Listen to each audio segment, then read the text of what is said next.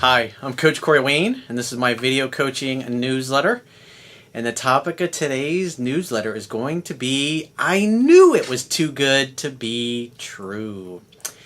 Well, I've got an email here from a guy who had like 2 months of romantic bliss. He thought, this is awesome, this is great. And then, about 2 months into it, before they were to go on a nice vacation together, she kind of dropped a bomb on him. Obviously, it didn't go well after that. So this is a great email of why you gotta remain objective when you're dating and not get carried away on your emotions. And I'm totally guilty of this probably numerous times over the course of my life. But, I mean, reality's reality. You can ignore reality, but you can't ignore the consequences of ignoring reality. So I won't spoil the details. We'll get to that. We'll get to the punchline. But I got a quote that I wrote, and then we'll go through this particular guy's email. So the quote says, people can hide who they really are for about the first 90 days of a new relationship. You should always remain objective, cautious, and selective and open-minded about new dating prospects. Why? Because only after spending enough time together can you make an intelligent and informed decision on whether or not they are a good long-term match for you.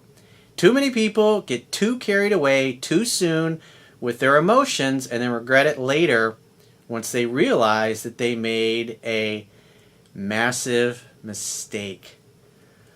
Or as my English girly friend would always say, massive, massive mistake. It's massive. So let's go through his email. He says, Dear Corey, 2 months ago, I started dating an amazing woman I met via cold approach.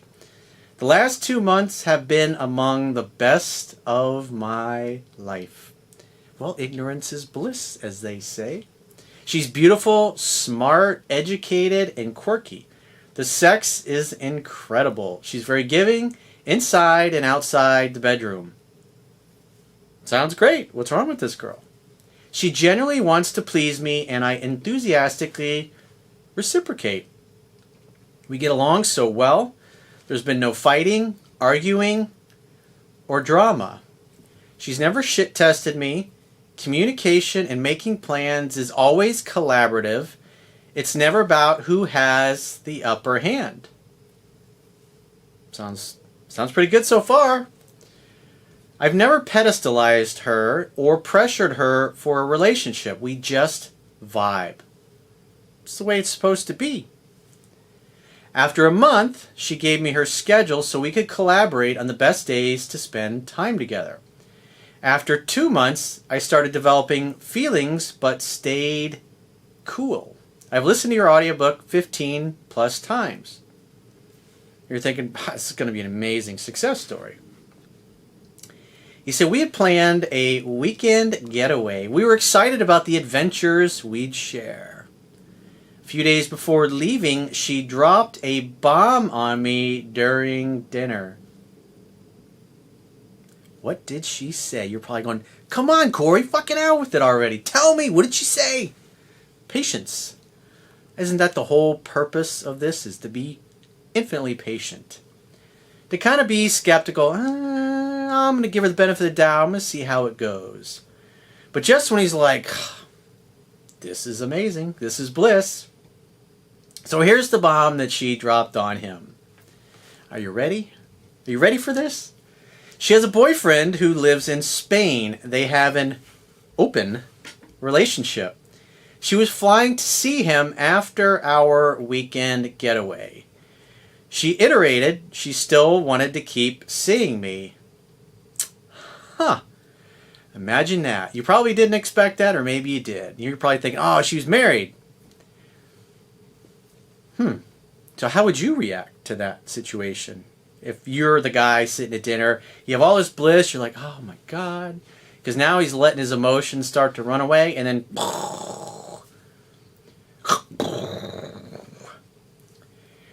so this is interesting. He says her calm demeanor was off-putting, like she was discussing the weather. She asked, does that anger you? It did, however, I said no. Well, she could tell you were pissed off, bro. So you should have said, obviously, that was unexpected.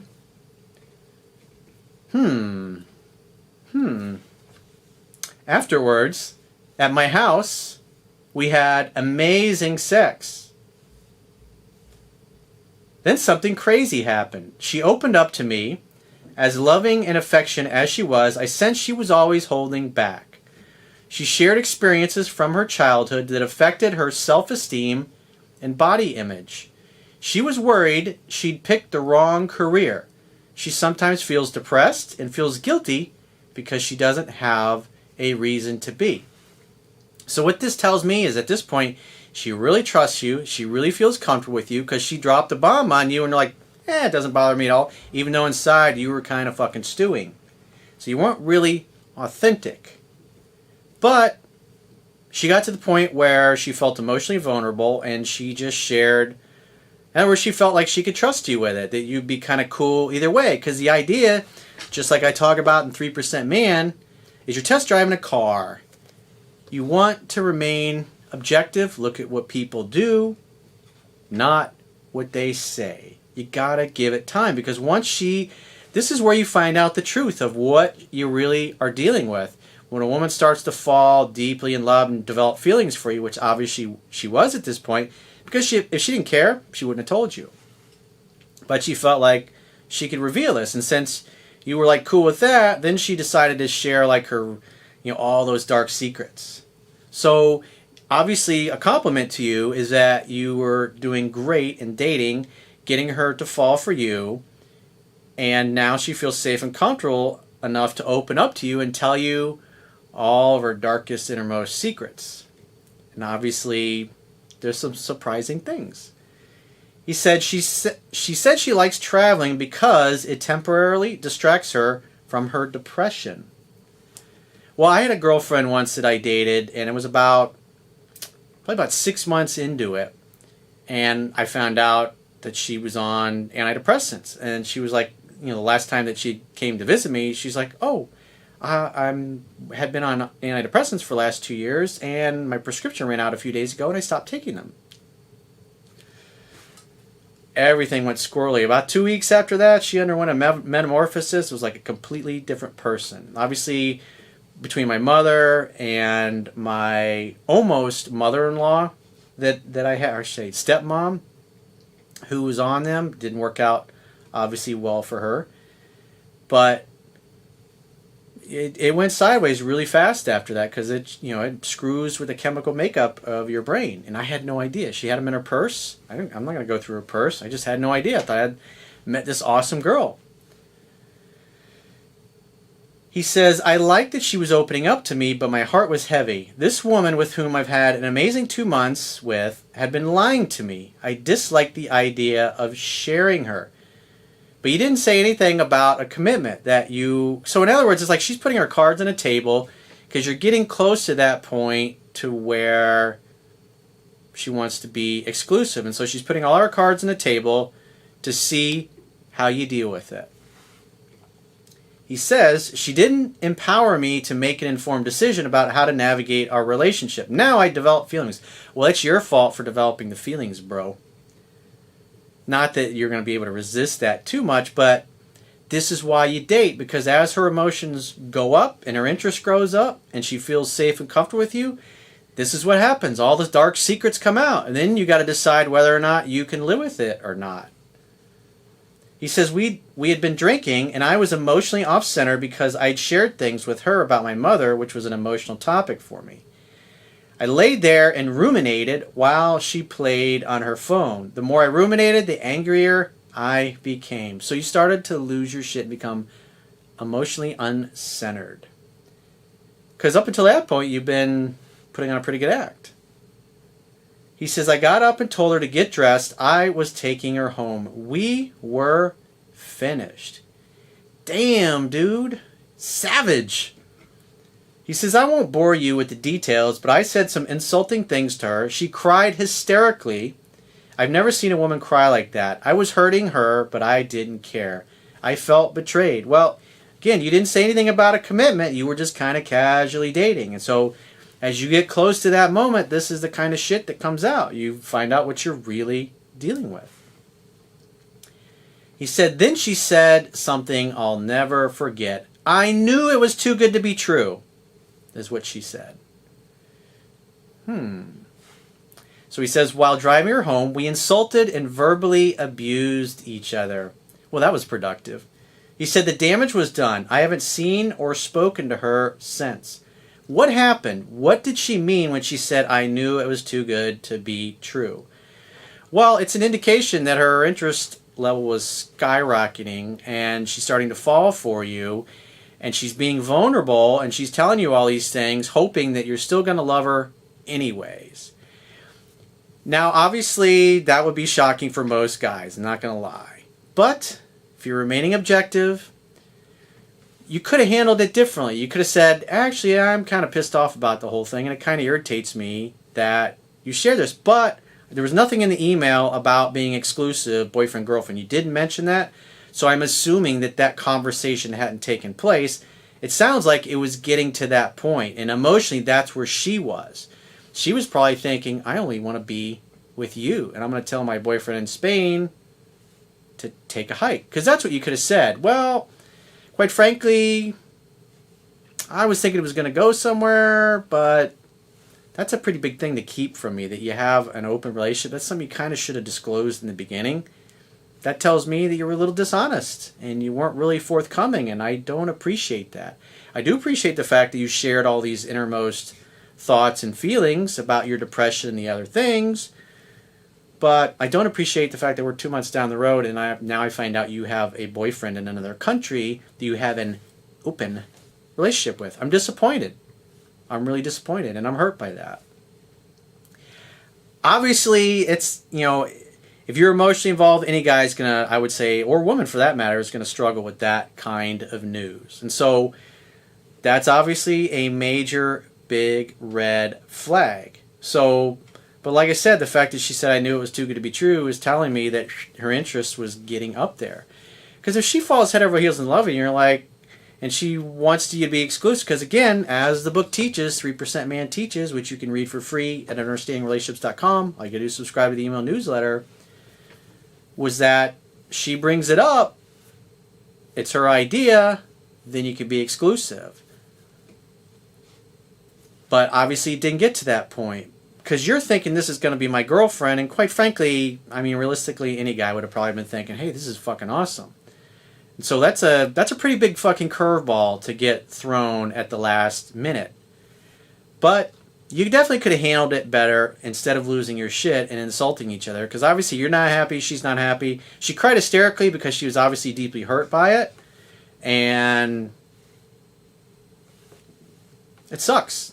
So it's like, what do you do at this point? Well, me personally, as a man, if I had lost my shit like that and said all kinds of things, say, you know what? I fucking lost my shit. I was really mad, was really hurt, and I said a lot of things that I shouldn't have said because we've been drinking, and I was angry, and I was trying to hurt you because I felt hurt, and that was just fucking stupid. But I'm still not happy about the fact that you kept this from me, because that just shows me that there's a level of deviousness and dishonesty there. And if you're ultimately seeking a relationship at some point with somebody to be exclusive and monogamous with, you can say that. It's like, if it ever got to the point and you wanted to be exclusive, it's like, I kind of have a hard time with that because I feel betrayed. I feel like I can't trust you. I don't really know you. But if you apologize and you want to give it a shot, we can continue to date, but I can't promise that it's going to go anywhere or lead to me feeling comfortable enough to want to be exclusive with you. I mean, like I said, the reality is you were dating, you got to, like I said, I've kind of said enough about that, but obviously if you're writing, you're more than likely you're going, well, it's up to you how you want to handle it. But obviously the insults and all those things, it's just, you lost your shit. And as a man, if a man loses his shit, you should apologize for losing your shit, because that's just not the way to handle it. You could have been more matter of fact, like she was when she was sharing this news. Because obviously she was assuming that that's how you were going to respond at that particular point. So, but like I said, is this somebody that you can trust and have a long-term relationship with, or get married, or have a family with? That's a major fucking red flag, and I can't make that decision for you. The only thing you can do is, if you want to give her another chance, if you want to just continue to casually date, like you were and see where it goes. Maybe go on that trip together. And then, if she's going to go off and spend time with the boyfriend, just say, hey, well, I'm going to have to call some of my other girlfriends and continue dating. I want to find somebody that I can trust. And right now, I don't think you're the kind of woman that I can trust. I'm still willing to give you an opportunity, but that's a pretty big grenade that she threw into the middle of your relationship. But anyways, that's what it means. That's why she said that. You can tell her emotions are starting to fall in love. And when women fall totally head over heels in love, they typically want to be exclusive. And obviously having multiple guys, having an open relationship, she didn't feel safe and comfortable enough with the dude in Spain to be exclusive with him. And so she probably continued to casually date and date other guys because she just thought nothing was ever going to be as amazing, at least up until that point, as it had been with you, which is a compliment to you that you were doing most things right from the book. Obviously, you read it 10 to 15 times, but this is a giant fucking curveball. And, it's not my job to tell you what to do. It's just, these are the cards that are laid on the table. This is the hand you've been dealt. How you play it is totally up to you. But if you want to continue on with her, you definitely should apologize for the way you handled it, because that was inappropriate. But you also got to check her on the fact that she kept kind of a big secret from you for 2 months.